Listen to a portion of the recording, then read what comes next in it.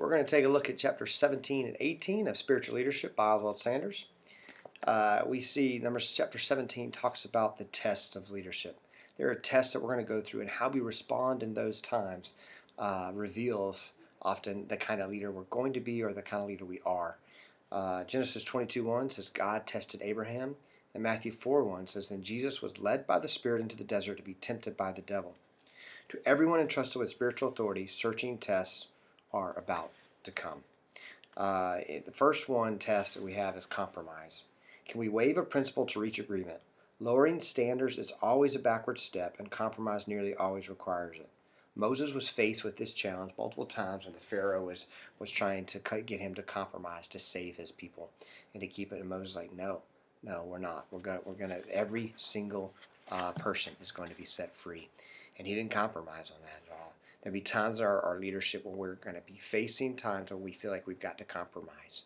And that's not necessarily referring to the idea of working a problem out with somebody. This is compromising the direction that God has for you and compromising the gospel. At no point do we need to do that. Ambition. All great leaders, Moses too, face this test. This is really an interesting test. Instead of a personal ambition in our life, we can see through the example of Moses that he showed selfless nobility, genuine concern for God's glory, and compassion for the misguided people. Not for a moment did the thought of him being self-promoted cross his mind. He held on to God, and through prayer, he saved the people from this nation and from Pharaoh. The impossible situation is another test. It says here, I long since ceased to occupy myself with minor things that can be done by others. And this is something too that a principle that I've seen in leadership is that as a leader, we need to be focusing on the things that only we can do. If there are things that other people can do, we need to begin putting them in place. We're going to see that in the next chapter here. We're talking about the art of delegation. But the idea is that are you allowing other people to grow and develop and do things? If there's something that someone else can do, let them do it. Let them feel empowered. Let them have that ownership. But you focus on the things that only you can do in the position that you are in. You're going to see that. Failure. You're going to test a failure. You will fail at some point. There's going to be failure in your life. And no matter what, you're going to have to figure out how you handle failure. And he says here, how a leader handles failure will set much of the agenda for the future. How you handle things when you fail will determine your response and your growth as a leader in the future. And the last one he mentions here is jealousy in this chapter. He said, most leaders at some time face the problem of a jealous rival. Even Moses encountered that test. Jealousy is a common weapon of the devil. And there are so many people that look at the level, whether you're someone who is promoted or someone else is promoted, and you're faced with that whole idea of being jealous. Or are you looking to say, God, you're bigger than all of that. What can you do in me? And maybe if you're overlooked and you're not promoted, maybe part of that is in your life of saying, wait a minute, okay, God, what do I need to grow in order? Because to see the ability to lead more. Maybe there's very legitimate reasons why you didn't get that job that you wanted, or you didn't get the opportunity that you thought you'd have. And maybe that's a self-reflecting time for us to look and say, well, what do I need to do to grow in that? In chapter 18 is the art of delegation. As I talked about a minute ago, that whole idea and concept of letting others do what, only doing what you can do and let others do more. So we see in Exodus 18:25-26, talks about how he chose capable men from all Israel and made them leaders of the people.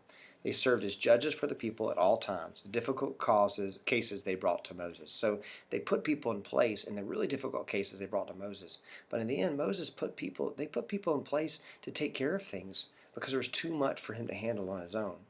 So one facet of leadership is the ability to recognize the special abilities and limitations of others, combined with the capacity to fit each one into the job where he or she will do best. To succeed in getting things done through others is the highest type of leadership. Listen to that. Let me read that again. To succeed in getting things done through others is the highest type of leadership. Not that you get things done yourself. Who are the people that you're overseeing are getting things done? If you have a team of people and they're not getting things done, that's a reflection of you. And so begin to think, what can you do to help coach them and encourage them in that? Whatever the basic cause, failure to delegate authority is unfair to the subordinate and unlikely to prove satisfactory or effective. What happens is we sometimes will give people responsibility, But if we don't give them the authority to make the decisions to run with that responsibility, it's frustrating and it ends in a lot of frustration. You have to let them also have the authority to make decisions if they're responsible over an area. Nothing frustrates a person more than giving responsibility without the authority to execute those decisions that need to be done. And the degree to which a leader is able to delegate work is a measure of their success. A one-person office can never grow larger than the load that only one person can carry. So if you're a do-it-all kind of person, you are setting yourself up to not be as successful and not to reach as many people and not to be as impactful as you would like to be. Subordinates or employees or people that are working under your leadership perform better when they feel sure of the leader's support. Now, how do you give them the support? Give them the authority to make some decisions. Don't always interfere. Be careful not to micromanage, but yet give them the guiding instructions they need to do their job well and to do what they're doing well. You see, there's no virtue in doing more than our fair share of the work. So if you're somebody who thinks you've got to do it all, there's no virtue in that. If we succumb to human persuasion and take on more than we should, God will accept no responsibility for the outcome. I love that.